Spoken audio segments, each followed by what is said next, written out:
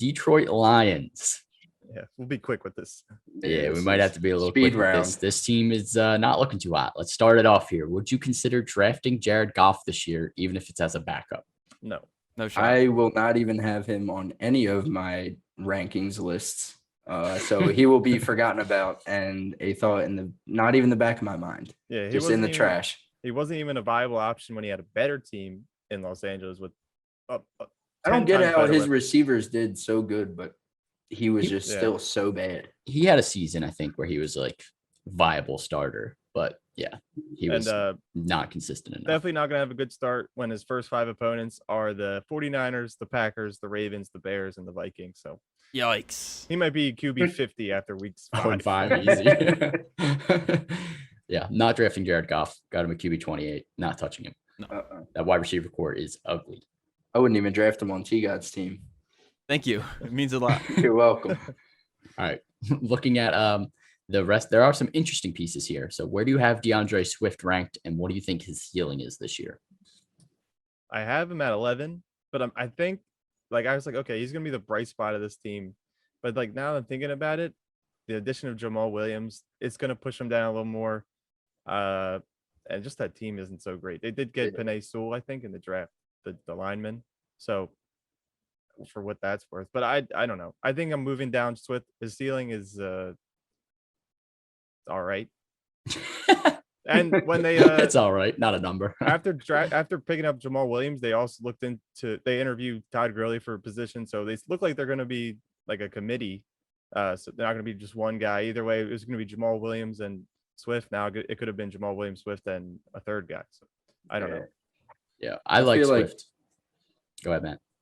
I was about to say, I feel like DeAndre Swift's going to have a hard time finding production because I feel like defenses are going to try and force Jared Goff to throw because they know he's not the best quarterback in the world, and the receivers that they have in Detroit are us. They might as well have us there.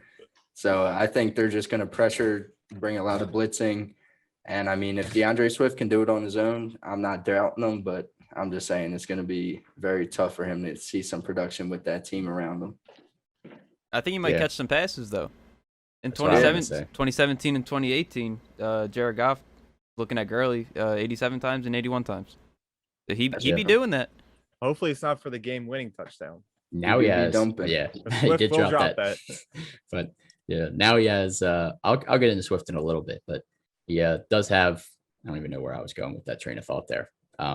Jared Goff doesn't have any weapons compared to what he had in LA. So he's going to have to throw to Swift more. Yeah. My brain just exploded. All right. It's because we're talking about the Lions. Are you nervous at all about drafting TJ Hawkinson with how rough this team looks on paper?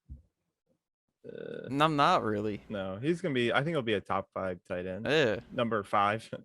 But Jared Goff really never threw to the tight end in St. Louis. Not St. Louis, LA. Sorry. I think he played in St. Louis one year. I think he's here. Probably, actually.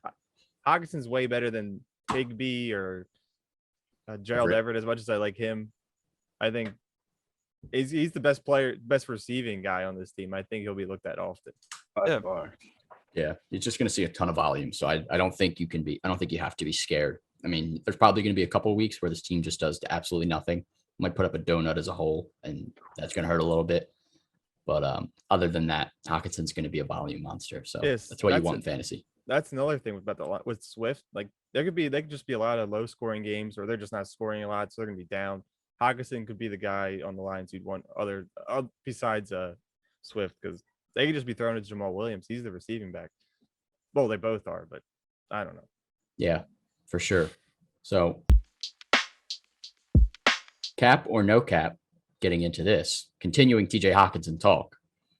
TJ Hawkinson has a wide range of outcomes this year, from a possible top 5 tight end to outside the top 15. Cap. I think the lowest he'll finish is 10. I'm going to say no cap. I'm torn. I think he could struggle a little bit just because his team is that bad. But I think I'm kind of leaning towards Q. I think his outcome is top 5 at the minimum, maybe 12. But probably most likely top 10. I don't think you can miss with him. Just need a little volume. Yeah. Low volume.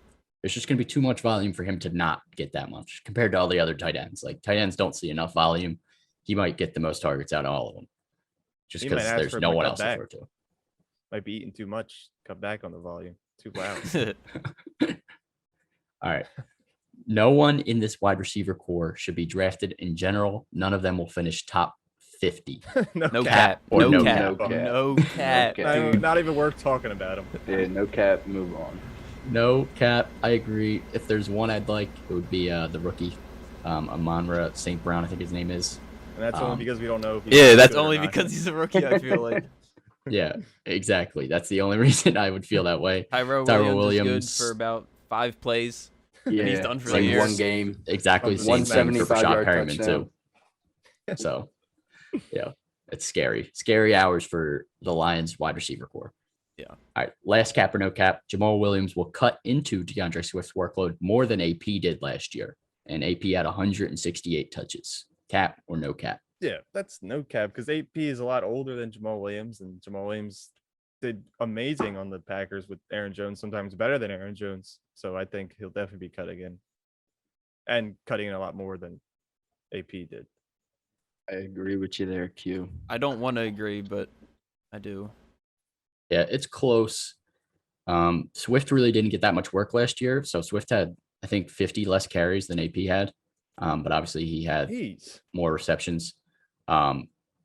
So Swift would be the guy I would definitely obviously want here. But like in terms of like volume, I think he's going to see a lot more this year than he did last year. So I don't think Jamal like gets a 50-50 timeshare. So I'm actually going to say cap. I think Jamal probably gets like 130-ish. I think he has a little bit less. I always looked at Swift as like Dobbins, where these older guys are just taking over the work that he should be getting. So, and then I did not know that he had that many less carries or snaps, was it, than AP? Yeah, he had 114 carries last year, and 46 catches. And then Adrian Peterson had, I believe, 156 carries. So AP was like the They were starter working him. at the start of last year. If you remember, people were still drafting Swift because they knew he'd take over. And he was also the PPR guy. So I like Swift. I think he's going to get a lot more work this year. I think he gets over 200 plus touches. And Jamal Williams is kind of like the change of pace guy more than 50-50. Yeah. All right. Bold takes, favorite targets. Let's get through the Lions here. What do you got?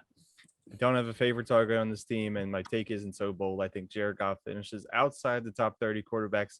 ADP currently quarterback 30, and two behind him that are like notable, I guess, is Jameis Winston and Sam Darnold, who at least Sam Darnold, I think, will have a much better season than Jared Goff. So that's almost a guarantee. Winston, we'll see, but I don't see any reason why Goff would finish inside the top 30.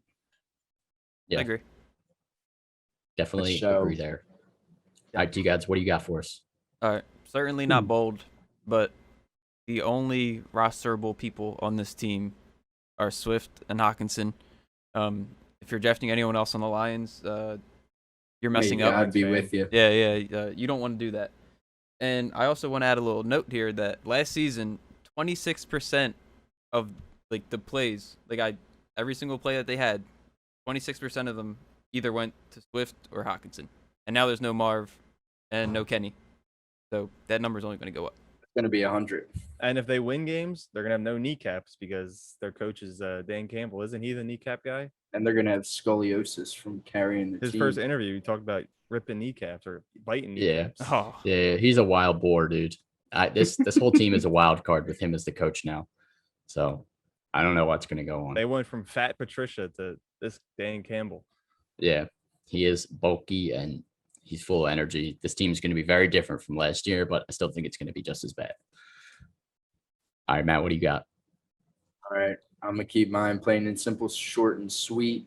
The Lions will be the worst team in the league. They will finish with the worst record. Worse than the Jets, worse than the Jags. Worse than the Texans. Than the Texans, yes. Even with Tyrod Taylor.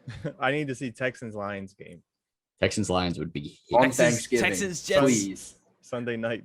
Texans Jets, baby. week 11. Can't wait. Can't We wait. should have that game in London. They should. They really should. All right, I'll finish us off here. Probably the only player outside of Hawkinson to talk about. DeAndre Swift finishes top 10. I don't think it's that bold. I have him at 14. Like I mentioned already, he didn't get that much work last year and was still super productive. 46 catches in only 13 games, and I think he only started 10 of them.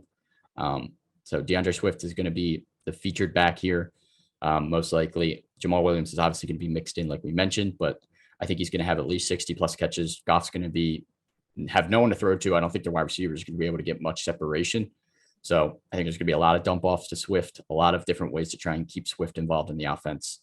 Swift easily is going to have the volume to get to top 10. It's just a matter of if this team's going to be able to even open up holes for him on the O-line and compete in general in the NFL. I think it's just going to be a rough year all around, but Swift's volume is going to be there. So grab him. We'll finish top 10. Okay. Listening to you. I don't believe it. I believe Another believe bold it. take that I'm not believing. You got him at RB 11 right now. Yeah, but I'm ready to. If you want to bump him get down. technical, Sean, if you want to get technical, it's not top 10. Yeah. I know I got him at 14, Mhm. but I think he definitely has the potential to finish top 10. I think he's got that upside.